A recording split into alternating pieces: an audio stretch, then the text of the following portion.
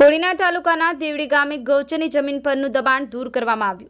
જિલ્લા કલેક્ટર શ્રી દિગ્વિજયસિંહ જાડેજાના માર્ગદર્શનમાં આજે જિલ્લા વહીવટી તંત્ર દ્વારા કોડીનાર તાલુકાના દેવડી ગામે ગૌચરની જમીન ઉપર દબાણ દૂર કરવાની કાર્યવાહી કરવામાં આવી હતી। આજે કરવામાં આવેલી કામગીરી અંતર્ગત 10 દબાણકર્તાઓ દ્વારા કરવામાં આવેલ દબાણ દૂર કરી કુલ 3,18,731 ચોરસ મીટર કિંમતની આશરે ₹16 કરોડની જમીન ખુલ્લી કરવામાં આવી હતી। ગ્રામ પંચાયત દ્વારા 4 જેસીબી તેમજ 2 ટ્રેક્ટર સાથે રાખી ગૌચરની આ જમીનને ખુલ્લી કરવામાં આવી હતી। તંત્ર દ્વારા હજુ દબાણ ખુલ્લું કરવાની કામગીરી ચાલુ કરવામાં આવી છે।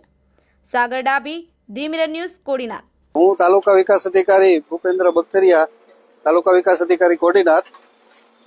સાહેબ, આજે કેટલા જેસીબી આવ્યા છે? આ કયું ગામ છે? આ કયો વિસ્તાર છે? કેટલી જમીન છે અને ક્યારના દબાણો હતા? આ કોડીનાર તાલુકાનું દેદાની દેવડી ગામ છે। હાલ અહીંયા 700 થી 800 વીઘા ગૌચર આવેલું હતું અને સરપંચશ્રી ફરિયાદ કરેલી, જે અન્વયે કલેક્ટર સાહેબ, ડીડીઓ સાહેબ તેમજ અમારા ડેપ્યુટી ડીડીઓની સૂચનાથી આજરોજ એટલે કે 3 દિવસ માટે મેગા ડિમોલેશન માટેની કાર્યવાહી ચાલુ છે। અત્યારે આપ જોઈ રહ્યા છો, આ અંદાજિત 30 થી 35 વીઘા આ બગીચો આવેલો છે, તે દબાણ દૂર કરવાની કાર્યવાહી ચાલુ છે। સર, કેટલા દિવસ આ દબાણ દૂર કરવાની કામગીરી ચાલશે? પોલીસ બંદોબસ્ત નહોતો એવી વાત હતી કે વરસાદના કારણે શું હતું?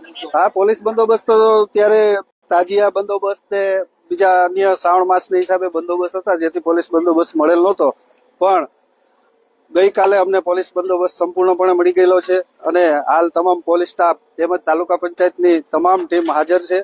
તમામ અમારા વિસ્તરણ અધિકારી પણ હાજર છે। અચ્છા સર, કેટલા દિવસ સુધી આ કામગીરી ચાલવાની છે? આ લોકોને નોટિસો આપી હતી, સૂચનો કરાયા હતા કે કેમ? 3 નોટિસો પણ તલાટી અને સરપંચ દ્વારા દેવાઈ ગયેલી હતી અને આ ડિમોલેશન 20 તારીખથી 23 તારીખ સુધી 3 દિવસ ચાલુ રહેશે, સતત પોલીસ બંદોબસ્ત સાથે। સર, હજુ પણ કેટલા ગામમાંથી ફરિયાદો આવે છે ને હવે શું આગળ આયોજન? હવે જે ફરિયાદ આવેલ છે, જેમ જેમ પોલીસ બંદોબસ્ત મળશે એમ આગળની કાર્યવાહી કરવામાં આવશે। અન્ય કોઈ ગામોના નામ સામે આવ્યા? આ એક ઘાટવડનું છે હજી, અને પોલીસ બંદોબસ્તની કાર્યવાહી ચાલુ છે। નમસ્કાર મિત્રો, હું ફિરોઝ ઈરાની આજે તમને એક નવી વાત કરવા આવ્યો છું। દીવ મિરર ન્યૂઝ જોતા રહો, સબસ્ક્રાઇબ કરવાનું ભૂલતા નહીં અને શેર કરવાનું પણ ભૂલતા નહીં। સત્યની સાથે જોડાતા રહો। નમસ્તે મિત્રો, હું છું ચાંદની પરમાર। આપની મનપસંદ ચેનલ એટલે કે દીવ મિરર ન્યૂઝ ચેનલને લાઈક કરો, શેર કરો અને ફોલો કરો, અને હા, તેમાં દરરોજ તાજા સમાચાર જોવાનું ભૂલશો નહીં। દીવ મિરર ન્યૂઝ દરરોજ લાઈવ અપડેટ, ગુજરાત રાજ્ય, દેશ દુનિયાના તમામ બ્રેકિંગ સમાચારો નિહાળો દીવ મિરર ન્યૂઝ ચેનલ પર।